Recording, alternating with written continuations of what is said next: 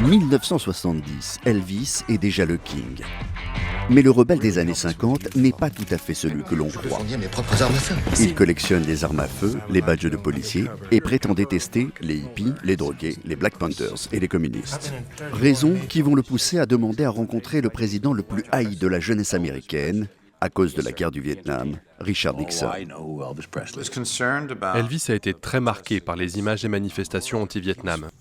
Il était bien plus conservateur que les gens le pensent. Un jour, il a sauté dans un avion, écrit une lettre de 6 pages adressée au président Richard Nixon, s'est présenté à la porte de la Maison-Blanche à 6 heures du matin, a demandé à ce que sa lettre soit remise au président des États-Unis, puis est retourné à son hôtel attendre un éventuel rendez-vous. Qui a organisé ce rendez-vous de merde? Richard Nixon, qui n'a rien d'un comique, va d'abord refuser cette rencontre. Ses jeunes conseillers vont pourtant tout faire pour qu'il s'affiche avec l'homme le plus populaire du monde. C'est finalement grâce à sa fille Julie, qui avait 19 ans. Elle a appelé son père. Elle était très en colère parce qu'elle voulait un autographe. L'entretien, qui ne devait pas dépasser 5 minutes, durera bien plus longtemps. C'est là que la fiction intervient.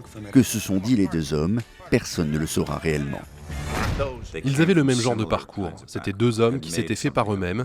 Je pense qu'au bout de cette rencontre, Nixon a réellement apprécié Elvis.